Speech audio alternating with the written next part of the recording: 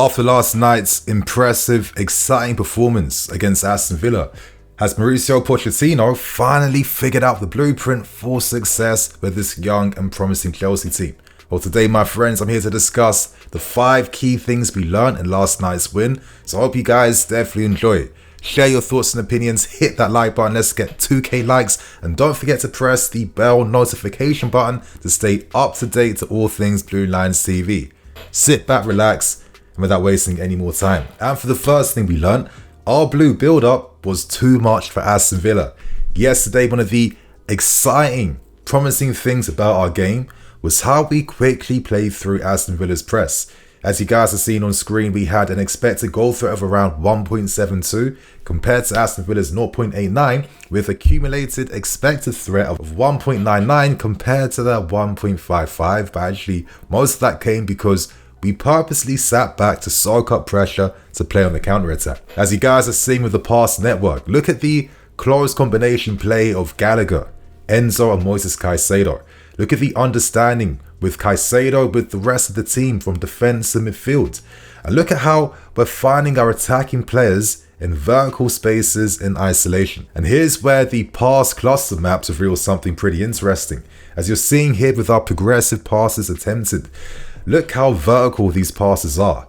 Look at the areas in which these passes are finding players. They're in the wide areas. Look at the amount of progressive passes. This indicates how often we frequently bypass Aston Villa's press. And to be a nerd, if you look at the cluster of passes attempted, you're noticing a lot of horizontal passes, right? And that's because we were regularly playing switch balls. We were regularly finding our wide players in isolation time and time again. So right now, let's examine some in-game footage to really understand how we played against Aston Villa. Shout out to Sim for creating this compilation. He made my life a lot easier today. And immediately, look how quickly we're playing from defensive attack. That was the main hallmark and principle of our strategy against Villa yesterday. Great play by Caicedo there. But I'm about to pause things pretty soon to give you guys a bit of an understanding behind what we're doing with our game plan. So as you're noticing right here, my friends, we use regular combinations of 5v4s and 6v4s against Aston Villa. But the key principle was we're going to stretch the play by having our fullbacks hold the wide areas. That was key. We're going to make sure that we have our pivot close to each other in central areas as well too, to be that connected presence with our defense. And we're going to spread our defense really wide. And right now, use your imagination, but you can kind of see one triangle on the left side and another triangle on the right hand side. And look at Aston Villa's narrow, compact press. Their strikers, because they're forced to press the ball, they get stretched because look how wide we are. And then by doing that, look at this example right here. Boom, ball gets played to Ben, Enzo makes a run in behind into space to receive, and immediately you've taken out 4 Aston Villa players in the press, and this is why we had so much vertical space against Villa yesterday. So let's start things right here. The ball starts with Petrovic, who's outside his books. He's essentially like another passer, and there's a reason why he played many short passes against Villa yesterday.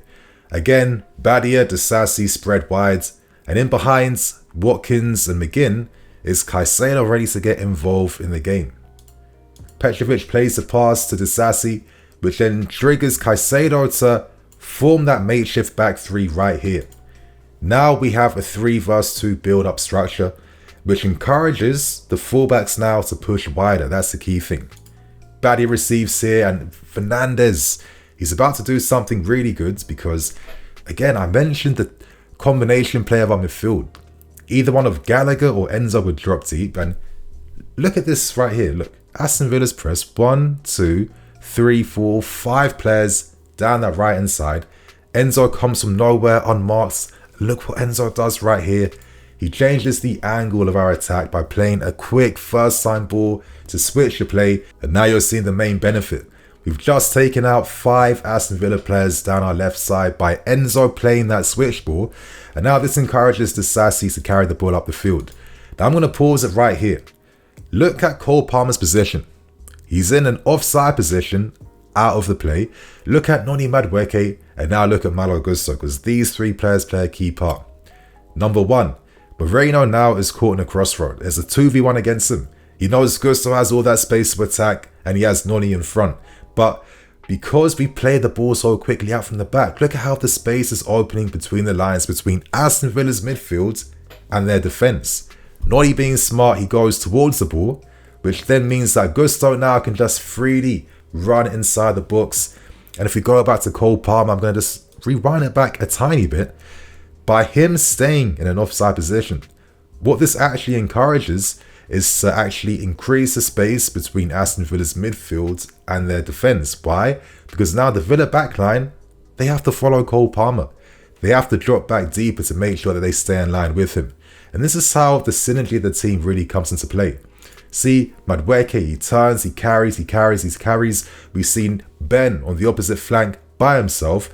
We're seeing Jackson, Cole Palmer close together, making it hard for any Aston Villa player to mark them because now they're following where the ball is. Madueke releases it very well to Gusto, and because their defence could not mark Palmer or Nicolas Jackson due to them staying away from the play, it means that Jackson can attack the box unmarked and has a free header, excellent cross. And I think that second goal highlighted the strategy and game plan which led towards us beating Aston Villa in a very convincing manner and margin. For me, I think this is definitely a blueprint that we can follow. Against different teams, the strategy is a bit different. Maybe in other games, we might not always have the fullback staying so high and wide, but I think playing this way at least, I liked it. We were fast, we were penetrative. There was a focus on runs inside the box, late arrivals and overload play. And we weren't just this slow possession team that takes like 10 years to move the ball from our defence into the opposition's attack. We were fast, penetrative, and we took advantage of Aston Villa's compact structure time and time again.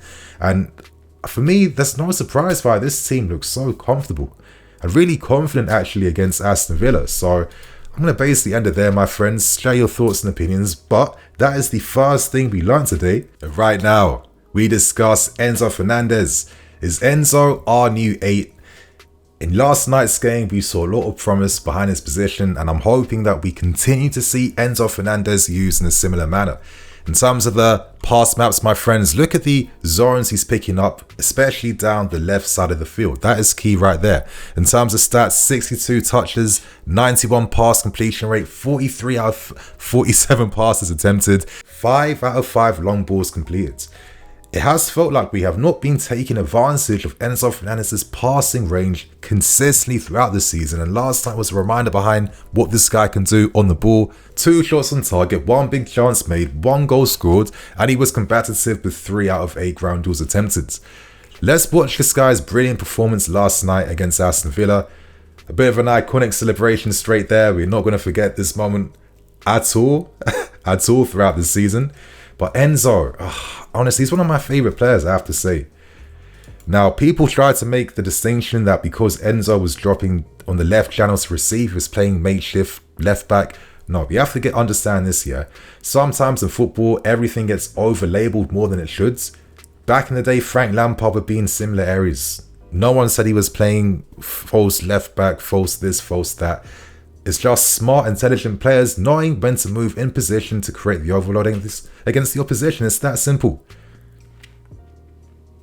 But you see, Enzo closes his man down. And again, one of the things he shows, he passes and he moves. He looks to attack. Enzo himself said he enjoys when he can influence the game more by attacking. And this is another great example of Enzo switching the direction of the attack time and time again. I really like the thinking behind this pass to find Palmer out wide.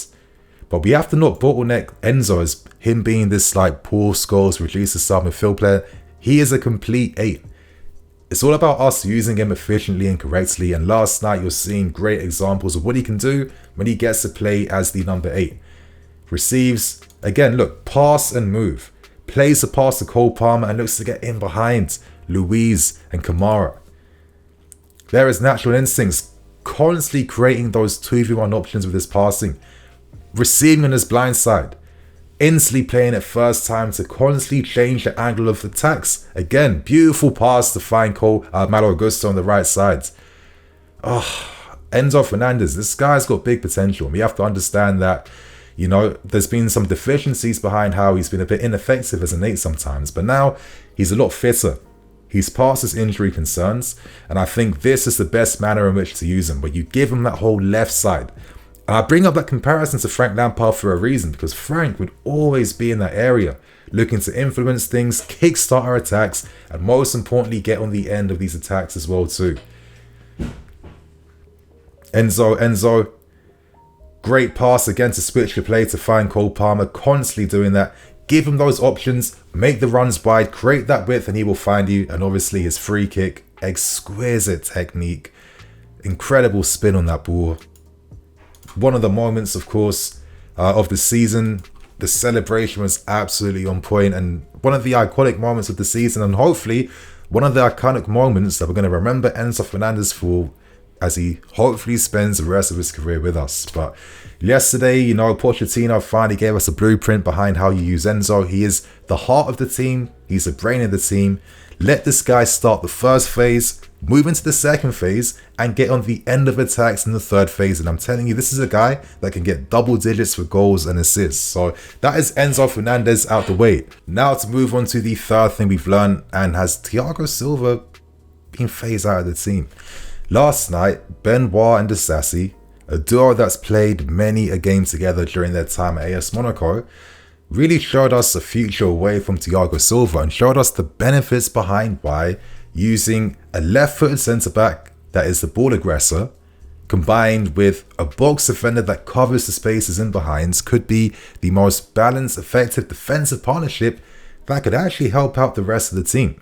As you guys are seeing on screen, look at the average positioning from the team last night. And one of the main benefits behind how we played was based on the fact that we were very compact and close while midfield. The distances, the spaces, they were not far removed from each other whatsoever. And you must be compact if you're going to be this aggressive on the ball. And a lot of times we aren't. We get picked off. We get overloaded essentially. We're more susceptible to counterattacks. And you could argue that by having THIAGO Silva, who physically now is getting a bit weaker, that needs a bit more protection around him, and actually encourages the team to come deep all the time. Without him in the team, we can be a lot more balanced and tight as a unit on the field. You guys are seeing some examples of their great play between him and Disasi yesterday, and I do think that, in my opinion now, this is the way to go. I respect THIAGO Silva, but honestly, I really felt like this season in particular, he would be more of a support character for the team.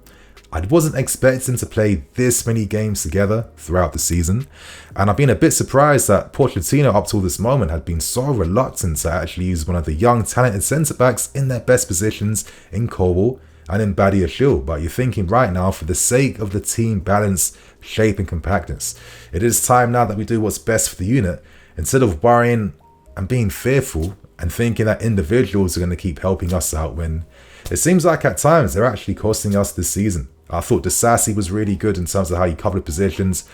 Both are very strong inside the box. Badia, winning all these aerial duels is one of the best things about his game. And he's constantly playing the forward pass to him and Axel Disasi. Again, he plays the infield then to find Nico, who dropped a bit deep. Disasi reads the movement there. Look how he covers, Madueke Gusto in behind. That's another benefit you can have from using Disasi in the area. And you're just seeing the compilation showing how Benoit has the license to play forwards a lot more. And I actually think by having that left foot, it just opens up angles a lot better in my opinion. Great pass here from Benoit. Finds Enzo Fernandez there. And again, it lets you play vertical. It lets you play fast. With THIAGO Silva at times, it's like you have to play a few more passes out from the back. And what's the benefit and the utility at times? Great awareness from Badia, who holds his position. And this was a great block by Disasi, who just made his surface area big.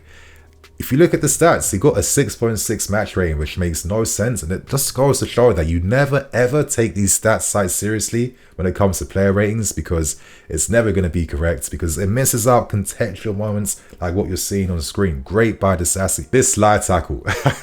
I think Gary Cahill would be very proud of something like this. Look how he preempts the danger. This highlights the covering abilities of Disasi. Look at that long slide. Look how effortless, and that was a very classy tackle as well.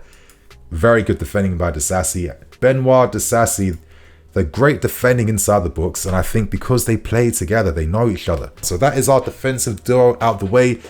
It seems like it could be goodbye to THIAGO Silva. And now, let's move on to one of the tactical surprises of last night. And that surprise for me was seeing Nicolas Jackson playing out wide on the left in what I would call more an inside forward role. And actually, if you look at his average positioning in terms of his heat map, you actually see that Nicolas Jackson had a lot of presence inside the box. And I think the reason why it was so effective for him is because he isn't getting marked by defenders. Nicolas Jackson, whilst playing for Villarreal, the reason why he scored so many goals was his late arrivals inside the box, his timing of his runs, the spaces he would target inside the box coming from a deeper position. That's how he scored the second goal.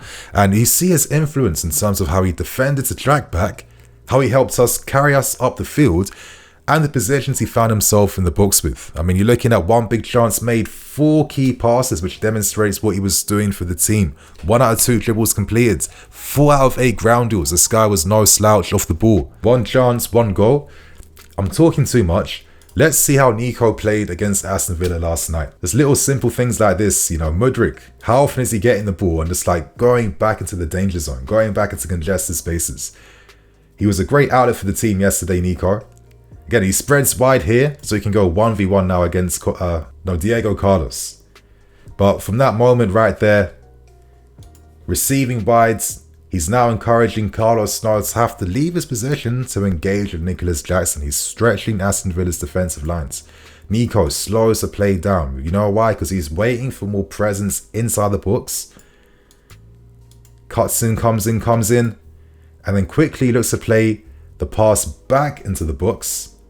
Great little awareness from Madueke to spot Conor Gallagher, and great first time finish from Conor, well deserved, and I think he should have scored a few more goals actually before the first goal he scored against Aston Villa. So that was an example of Nicolas Jackson doing something good, and this was a little bit of a bad action. I was a bit frustrated in game. I just thought that you should have been the one receiving from Gusto now. It shouldn't be Gusto in that area.